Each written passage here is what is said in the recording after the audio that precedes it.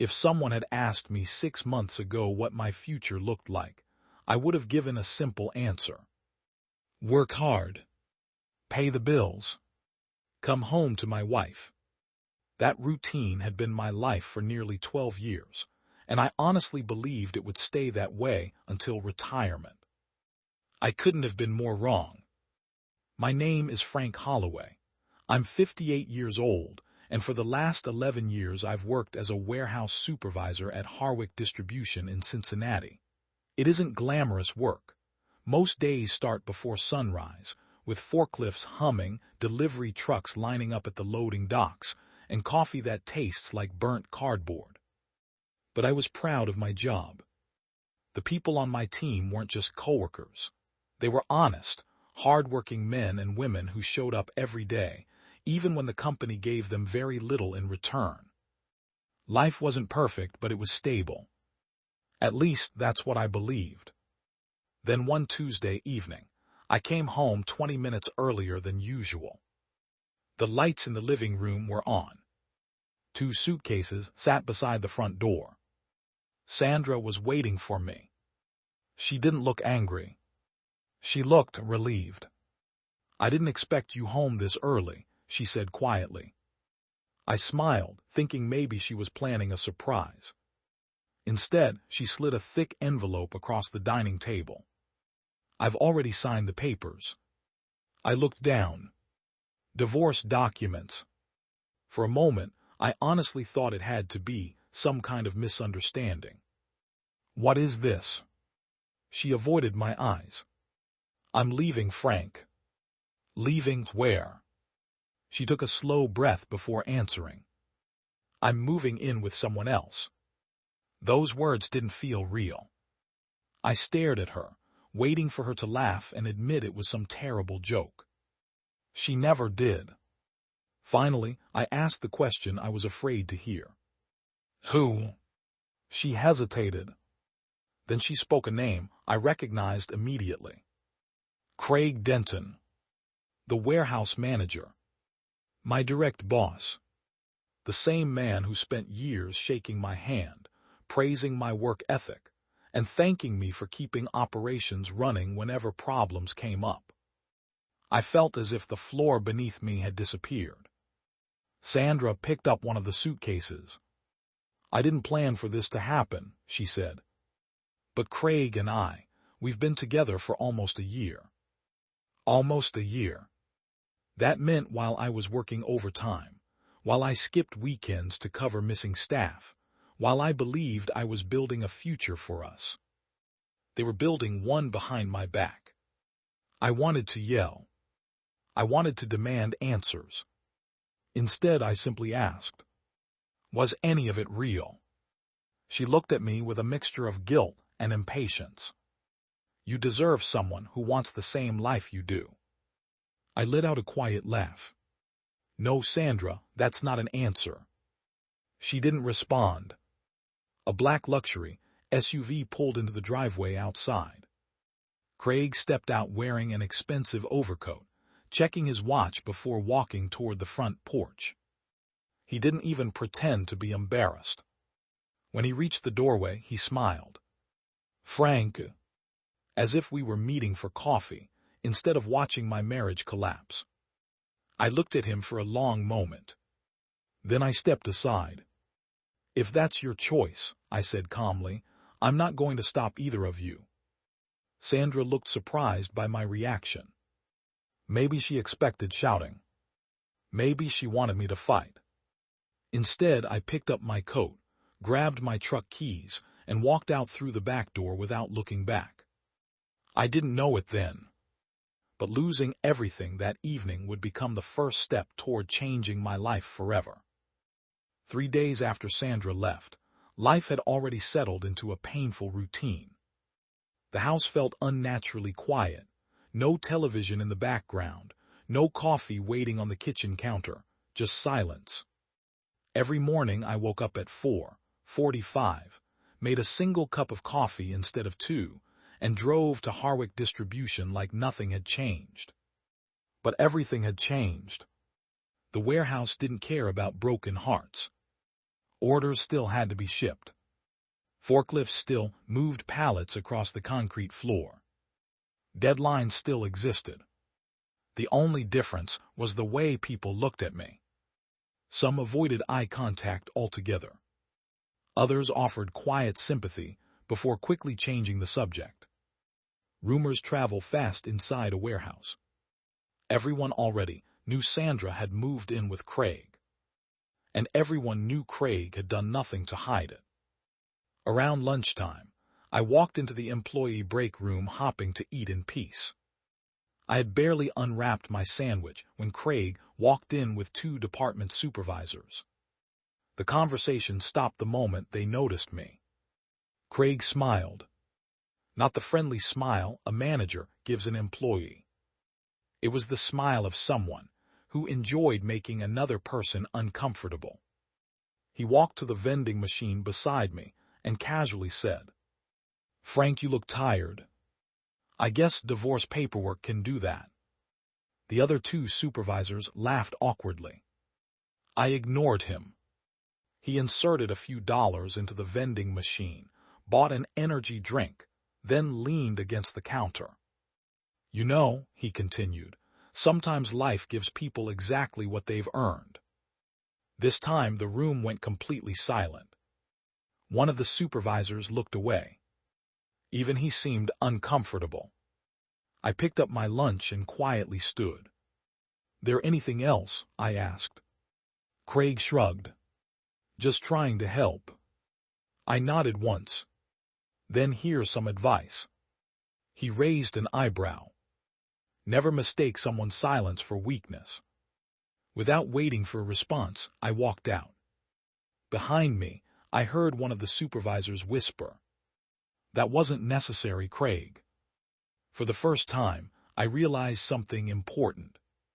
Not everyone admired him. Many were simply afraid of him. The rest of the shift passed slowly. Just before clocking out, my phone rang. The number wasn't saved in my contacts. Normally, I ignored unknown callers. For some reason. This time I answered. "Mr. Frank Holloway." The voice belonged to an older gentleman. "Yes.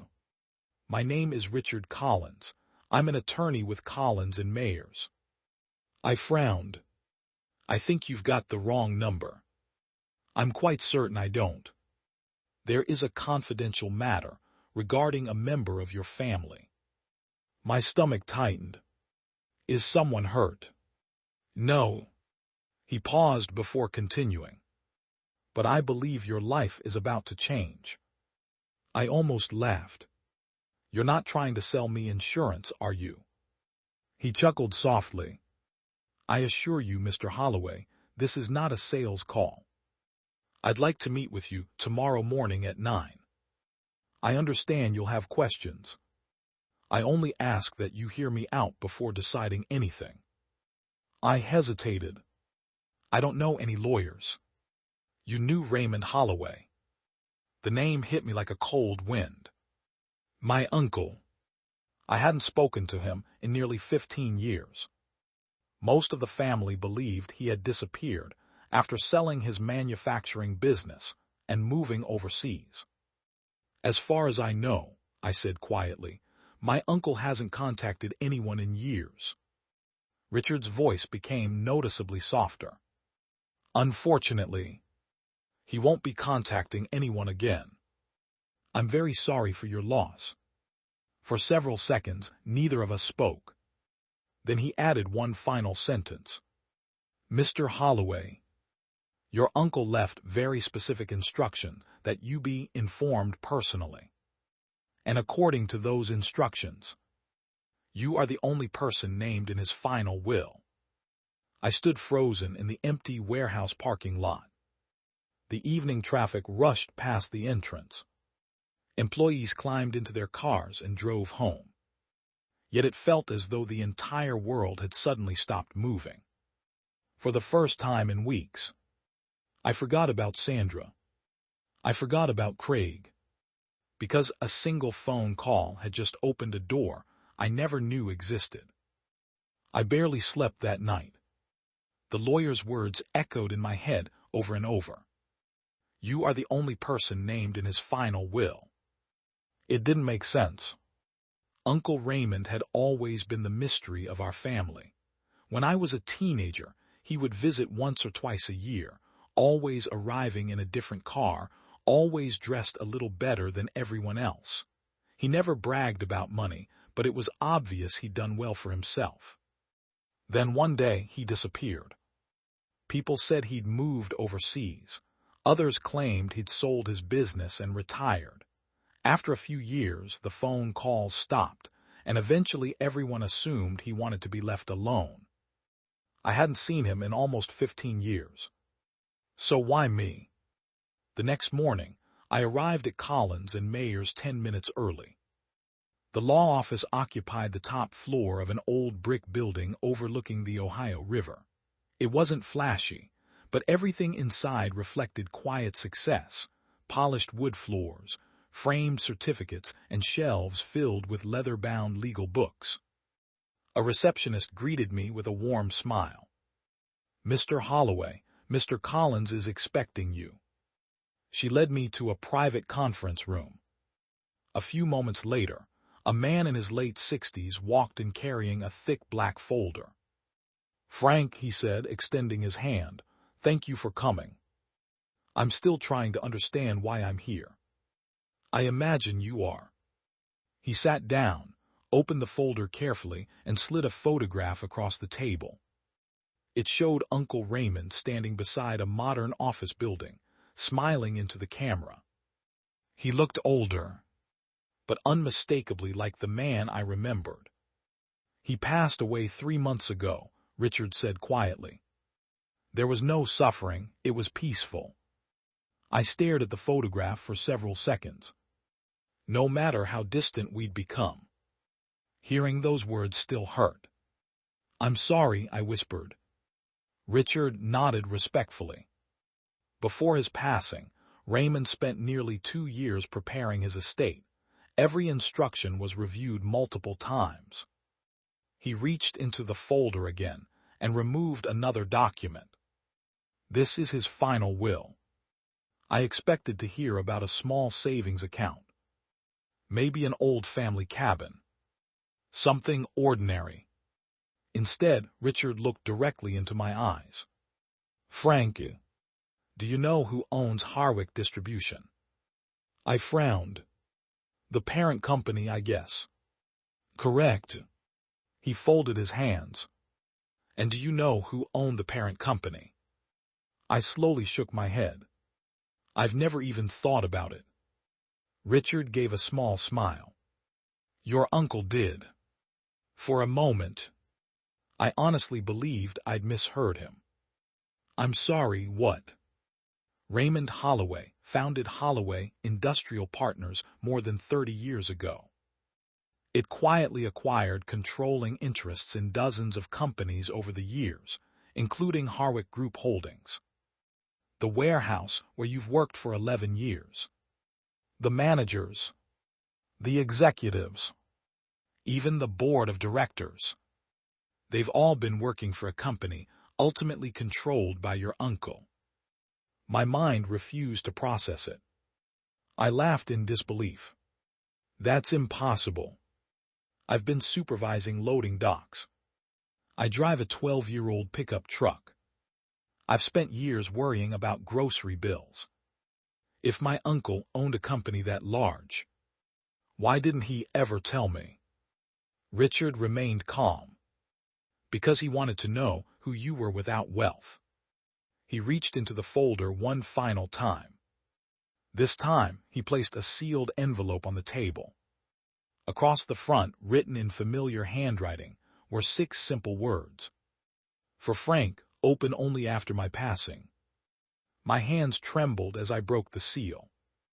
Inside was a single handwritten letter. The first sentence stopped me cold. "If you're reading this, it means I've finally run out of time, and now it's your turn to discover the truth."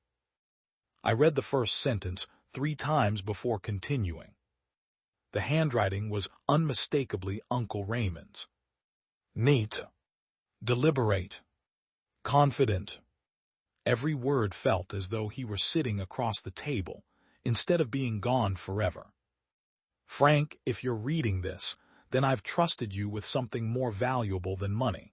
I've trusted you with responsibility. I swallowed hard and kept reading. You may wonder why I stayed away for so many years. The truth is, I wasn't avoiding you. I was watching from a distance. I looked up at Richard. You mean, he knew where I was all this time? Richard nodded. He did. He received regular updates, but he instructed everyone connected to him never to interfere with your life. I looked back at the letter. I wanted to know whether you would become an honest man without expecting a reward. Wealth can reveal character, but hardship builds it. A lump formed in my throat. The letter continued. Several times my advisors suggested offering you an executive position inside one of our companies. I refused every time. If you earned success because of my name, you would never know whether you truly deserved it. I leaned back in my chair. For 11 years, I had complained about long shifts, about missed holidays, about aching knees after unloading trucks. Yet somewhere my uncle had quietly been observing the choices I made, not my paycheck, but my integrity. Richard opened another folder. There's something else you should see. He slid several reports across the table. At first, they looked like ordinary business documents. Then I noticed the company logo. Harwick Distribution. The same warehouse where I worked. The same place where Craig Denton strutted through the building like he owned every inch of it. I flipped through the pages. Employee turnover. Safety reports. Internal complaints. Financial summaries. The more I read, the more uncomfortable I became. Some reports showed repeated requests for new safety equipment that had been denied because of budget limitations. Others documented employee complaints that had somehow disappeared without investigation. One report even mentioned unexplained vendor payments that had nearly doubled within 2 years. This doesn't look right, I said quietly. Richard gave a slow nod. It isn't. He folded his hands on the table. Your uncle became increasingly concerned about Harwick during the last 18 months of his life. He believed someone inside senior management was putting personal profit ahead of the company's people. I immediately thought of Craig. The expensive watches. The luxury SUV. The constant speeches about cutting costs. Meanwhile, warehouse workers were still using worn-out equipment held together with tape and hope. Richard seemed to read my expression. You know someone. I hesitated. I know a manager who always has an explanation. Richard smiled faintly. Your uncle anticipated that. He reached for one final document. This is why he added one condition to your inheritance. I looked at him carefully. What condition? You don't become chairman today. I frowned. What do you mean? You'll spend the next 90 days exactly where you are. Same job. Same office. Same people. No announcements. No publicity. No one outside this room can know you've inherited the company. I stared at him in disbelief. So I just go back to work. Exactly. But during those 90 days, Richard pushed a small notebook toward me. You'll quietly learn how the company truly operates.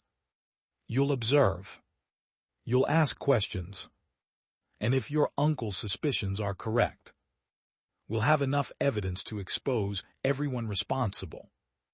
I slowly closed the notebook. 3 days earlier, I believed my life was over. Now I was being asked to secretly investigate the very company where I had spent the last 11 years. I stood and walked toward the office window. Below, the city carried on as if nothing had changed. Cars moved through intersections. People hurried along sidewalks. No one knew that an ordinary warehouse supervisor had just become the future owner of a billion-dollar business. And no one, especially Craig Denton, had any idea that the quiet man he mocked every day was about to uncover the truth that could destroy everything he had built. The following Monday, I parked my old pickup truck in the same cracked parking lot I'd used for the past 11 years. Nothing about the warehouse had changed. The loading docks were busy.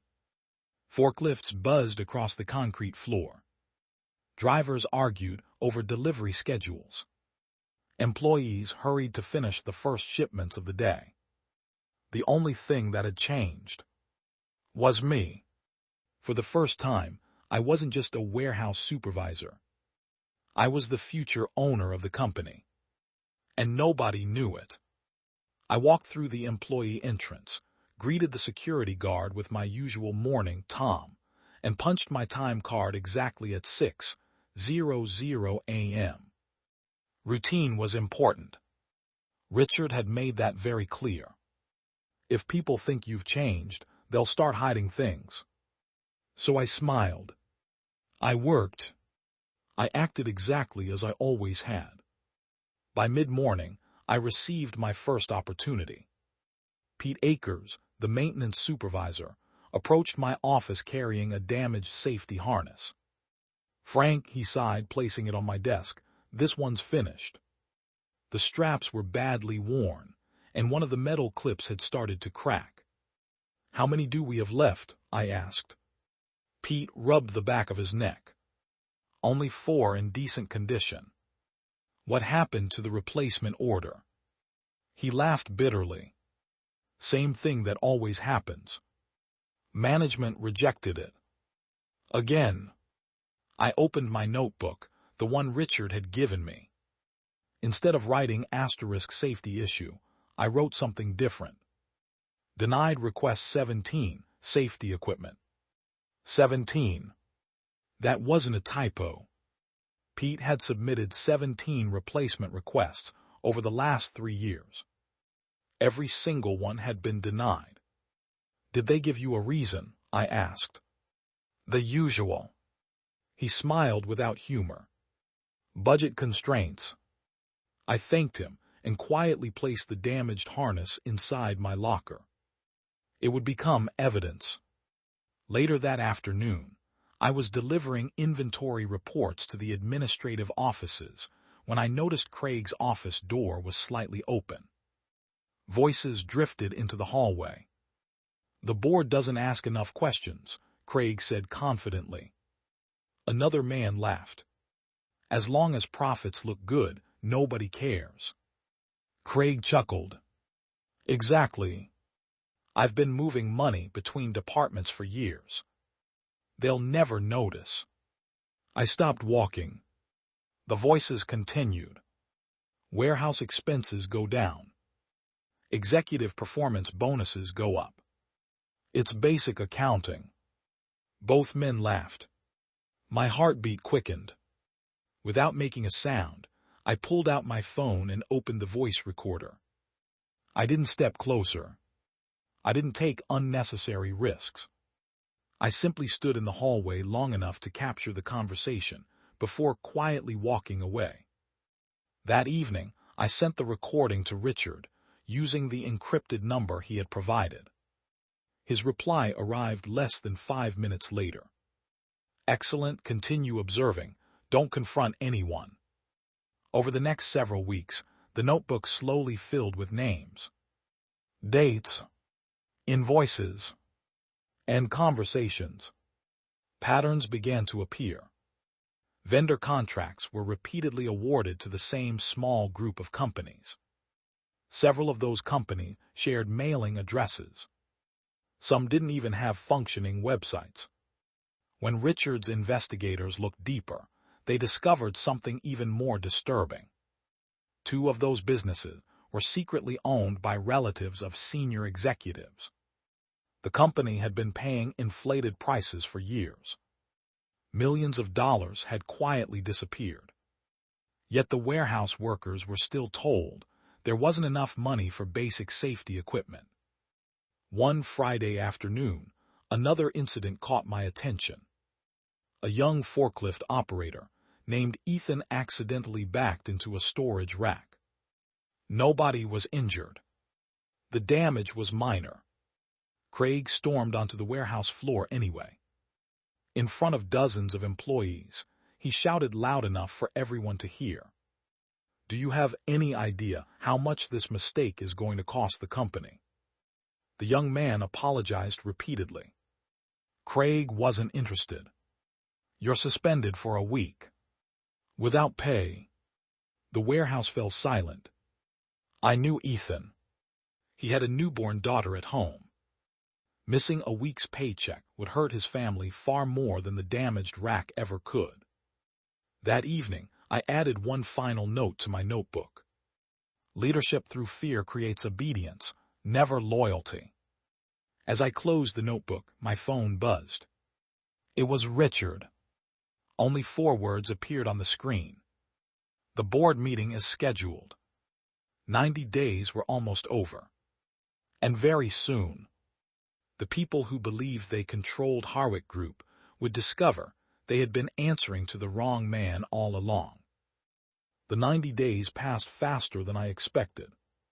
Every conversation I had recorded, every suspicious invoice, every ignored safety complaint, every witness statement, everything had been carefully organized by Richard's legal team. By the end of the investigation, the evidence filled 6 thick binders. It wasn't enough to prove someone had made poor decisions. It proved a pattern of greed, a pattern of intimidation, and a pattern of putting profits and personal bonuses ahead of the people who kept the company running. The board meeting was scheduled for Tuesday morning. I woke up before my alarm. The house was silent. For months, I had imagined this day. Strangely, I didn't feel nervous. I felt peaceful. Justice wasn't about revenge anymore. It was about responsibility. I shaved carefully, put on a charcoal gray suit I hadn't worn in years, and polished my shoes until they reflected the morning light. Before leaving the house, I paused in front of a framed photograph of my parents. They had taught me one lesson I never forgot. Your character is measured by what you do when nobody is watching. I smiled quietly. Today, I whispered, everyone will be watching. Instead of driving directly to Harwick headquarters, I stopped at a small neighborhood diner.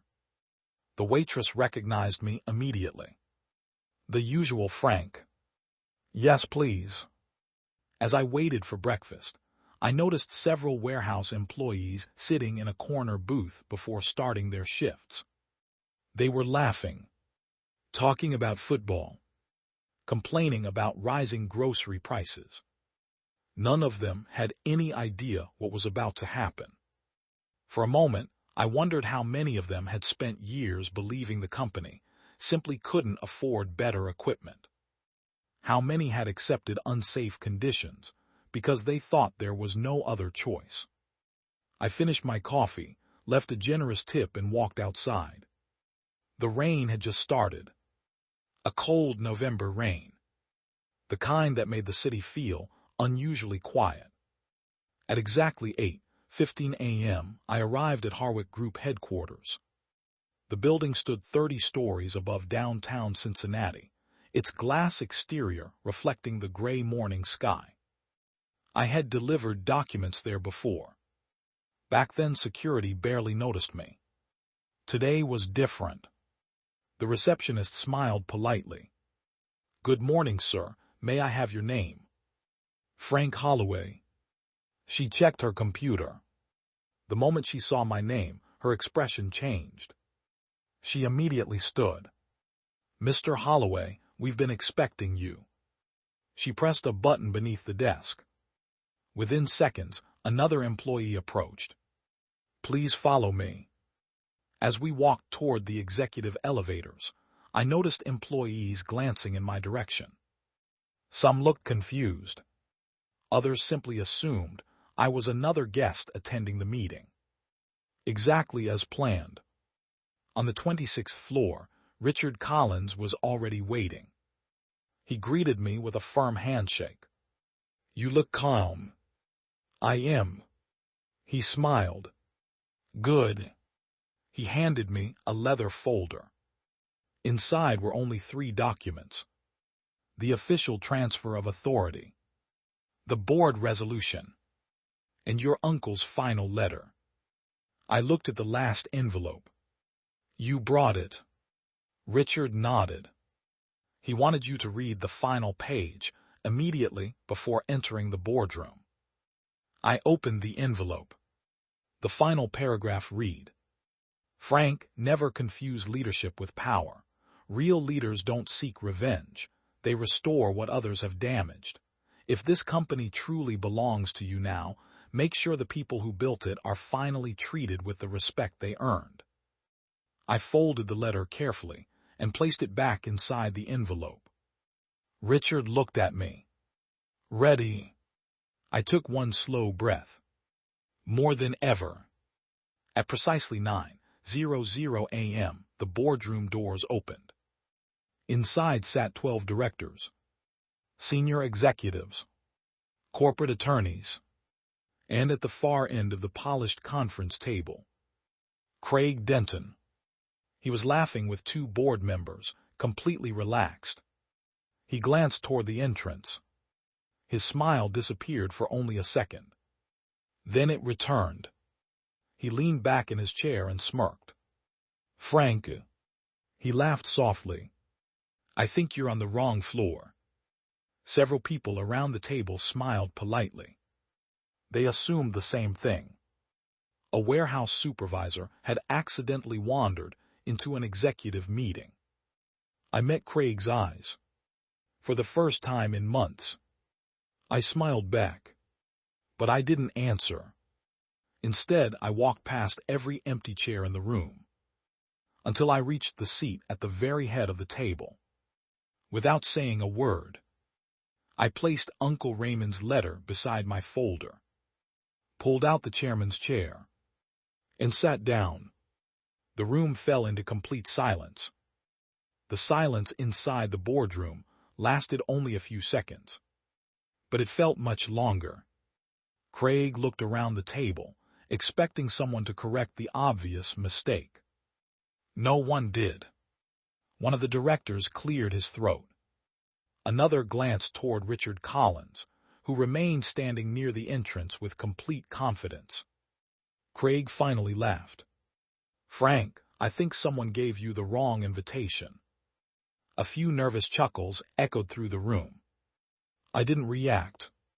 Instead, I calmly placed my leather folder on the table and folded my hands. Richard stepped forward. Ladies and gentlemen, he began, thank you for attending today's special meeting. His voice was steady and professional. As legal representative for the estate of Raymond Holloway, I have been instructed to oversee today's transition of ownership. The room instantly became quiet again. Several board members exchanged confused looks. Craig's smile slowly faded. Richard continued. 3 months ago, Mr. Raymond Holloway passed away. A murmur spread across the room. Many executives hadn't even known the company's founder had died. He left behind detailed succession instructions, Richard said. After completing all legal requirements and regulatory reviews, those instructions have now been fully executed. He paused before speaking the next sentence. As of this morning, Mr. Frank Holloway is the majority shareholder of Harwick Group Holdings. Every face in the room turned toward me. Someone dropped a pen. Another director removed his glasses, as if hearing the announcement again might somehow change it. Craig stared at Richard. No. He shook his head. That's impossible. Richard calmly slid several certified documents across the table. The ownership transfer has been finalized. The board has already received copies. If anyone wishes to verify the documents, our legal team is available immediately. Craig didn't even look at the papers. He looked at me, the warehouse supervisor.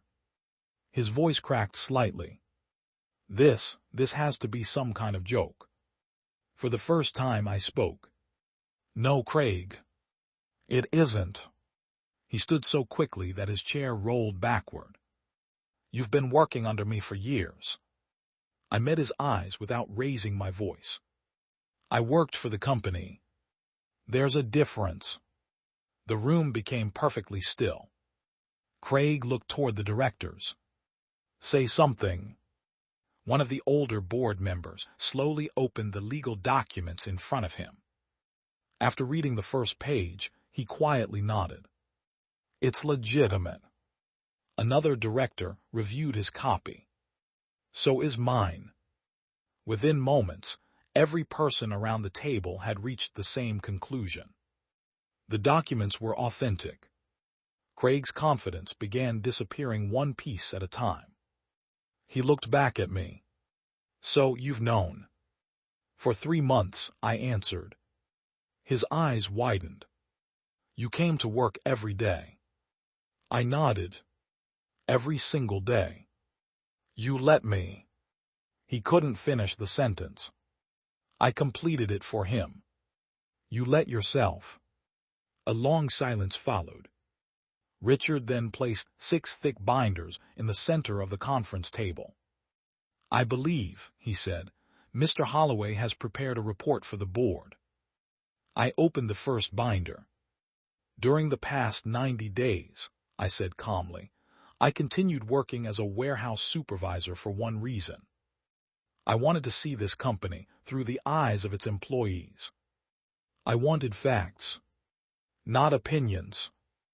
I pressed a button on the remote beside me. The large screen at the front of the room lit up. The title on the first slide read, Internal Operational Review, Confidential. Beneath the title was a single sentence. Prepared under the authority of the office of the incoming chairman. Several executives immediately shifted in their seats. They realized this wasn't a ceremonial meeting. It was an investigation. I looked around the room one last time before continuing. This company wasn't damaged overnight. It was weakened one decision at a time. And today, we're going to examine every one of those decisions. Across the table, for the very first time since I'd known him, Craig Denton looked genuinely afraid. The room remained silent as the first slide appeared on the screen. No one interrupted. No one reached for their coffee. Every eye was fixed on the numbers in front of them. I picked up a small remote and clicked to the next slide. Over the last 3 years, I began, Harwick Distribution has reported record profits. I paused. On paper, a graph filled the screen. Blue bars showed rising company revenue. Red bars showed something entirely different. Employee safety spending had dropped by nearly 40% during the same period. Several board members leaned forward. One of them adjusted his glasses and frowned. How is that possible? He asked. I opened the first binder. Because the savings never stayed with the company. I displayed another document. A detailed spreadsheet compared approved executive bonuses with denied operational requests. During those same 3 years, I explained, warehouse employees submitted 23 requests for replacement safety equipment. I looked directly at Craig. 22 of those requests were rejected. Another click. Photographs filled the screen. Frayed safety harnesses. Cracked forklift seats. Emergency exit signs hanging by a single screw. Equipment that should have been replaced months, sometimes years earlier. A quiet murmur spread around the table. One director looked genuinely disturbed. These photographs were taken inside our facilities. Last month, I replied. They've all been verified by independent inspectors. Craig finally spoke. This proves nothing. They're isolated maintenance issues. I calmly picked up another file. I thought you might say that. Richard handed copies of several inspection reports to every board member. These are signed statements from certified safety inspectors. They concluded that repeated maintenance requests were intentionally delayed despite available funding. Craig crossed his arms. Inspection reports are opinions. I smiled slightly. You're right. So let's move on to facts. The next slide displayed a timeline. Every denied safety request appeared alongside another event. Executive bonus approvals. Luxury office renovations. Corporate retreats. One line stood out more than the others. Denied warehouse safety upgrade March 14. Directly beneath it. Executive performance bonus approved March 18. Amount $480,000. The room fell silent again.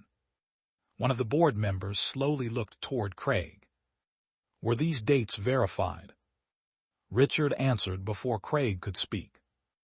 Every figure comes directly from company accounting records. Craig shifted uncomfortably. They're being taken out of context. I nodded. Fair enough. I pressed the remote once more. The screen changed again. This time, it displayed a list of vendor companies. At first glance, everything looked normal. Then I highlighted 3 names. Does anyone here recognize these suppliers? No one answered. I continued. Neither did our investigators. Because 2 of these companies exist only on paper. A director frowned. What do you mean? I opened another binder. Our investigation found that these businesses share mailing addresses with private residences. One is registered to the brother-in-law of a senior executive. Another is owned through a shell corporation connected to a member of upper management. A low gasp echoed across the room. Millions of dollars had quietly flowed through contracts awarded without competitive bidding. Money that should have improved warehouses, protected employees, or expanded operations, had disappeared into companies connected to insiders. Craig's face turned pale. For the first time since the meeting began. He stopped interrupting. I closed the binder in front of me.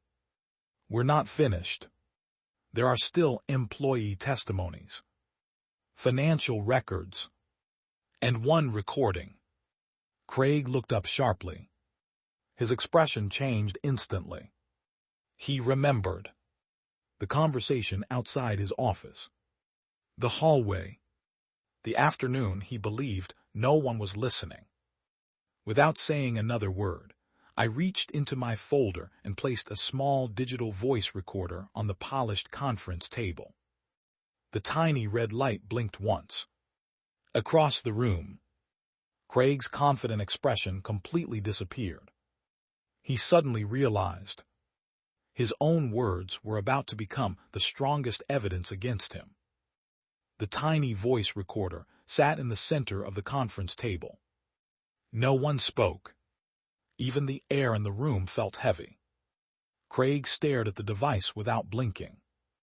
I don't know what you think that proves, he finally said, forcing a smile. You can edit recordings these days. Richard Collins calmly slid another document toward the board. The recording has already been authenticated by an independent forensic audio laboratory. The full chain of custody is documented. If necessary, the original file can be presented in court. Craig's forced smile disappeared. I pressed the play button. For a brief moment, only static filled the room. Then Craig's unmistakable voice echoed through the speakers. The board doesn't ask enough questions. A few directors exchanged uncomfortable glances. Another voice laughed. As long as profits look good, nobody cares. The room became painfully quiet. Then came the sentence that changed everything. I've been moving money between departments for years. They'll never notice. Nobody moved. Nobody interrupted. Craig slowly lowered his head. The recording continued. Warehouse expenses go down. Executive bonuses go up. It's basic accounting. The clip ended. Silence. A silence so complete that the rain tapping against the windows sounded unusually loud. One of the independent directors closed his notebook. Mr. Denton. His voice was calm but firm. Did you make these statements? Craig looked around the room as if searching for someone to rescue him. There wasn't any fraud. It was office talk. People exaggerate. I folded my hands. Then perhaps you'll be able to explain the financial records. Richard opened another binder and distributed several folders. Each contained bank statements, vendor contracts, and internal approval forms. Our investigation, Richard explained, identified 8 vendor agreements approved without competitive review. He turned another page. 5 of those vendors transferred consulting fees to companies owned by individuals directly connected to senior management. A board member looked shocked. Are you saying kickbacks? Richard answered carefully.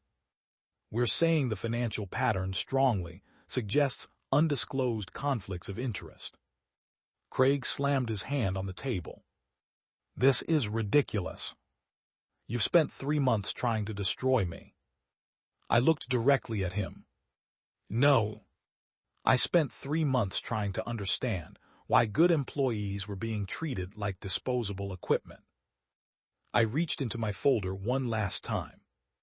There was only one photograph left. I placed it in front of the board.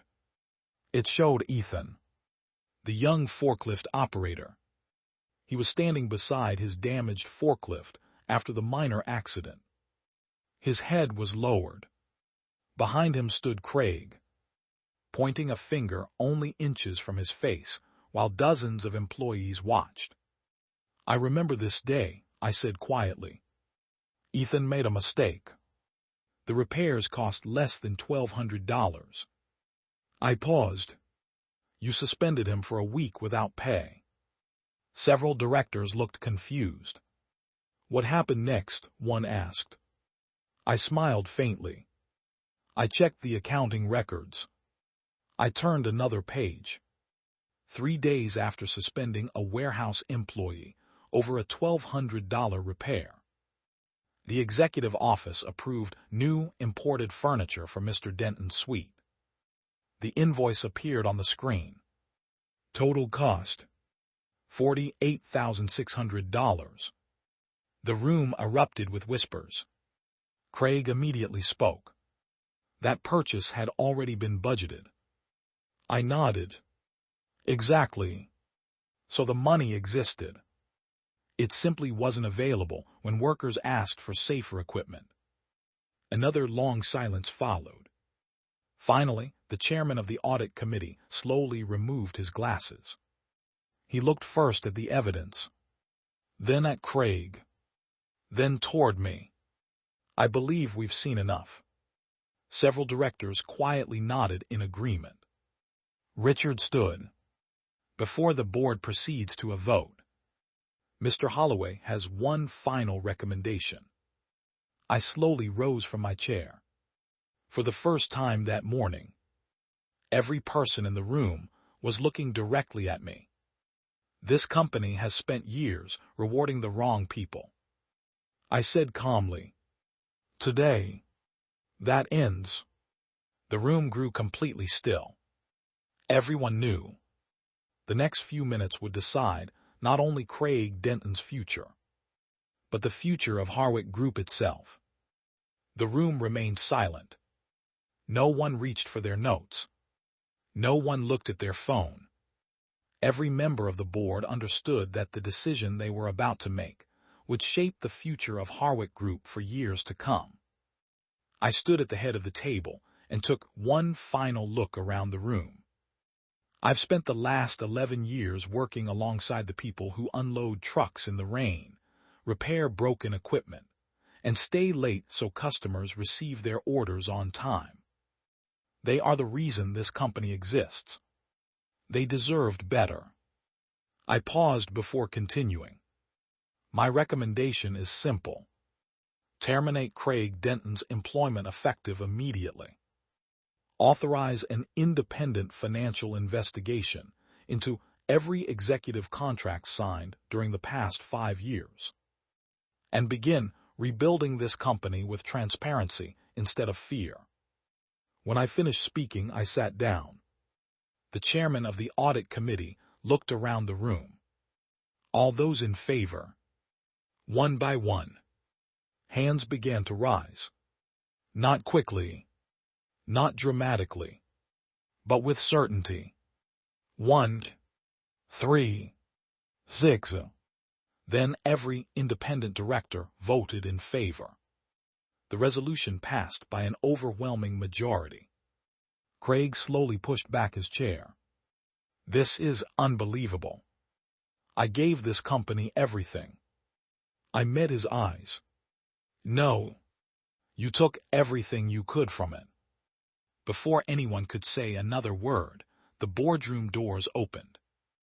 2 corporate security officers entered quietly. Neither looked aggressive. They simply walked toward Craig. One of them spoke respectfully.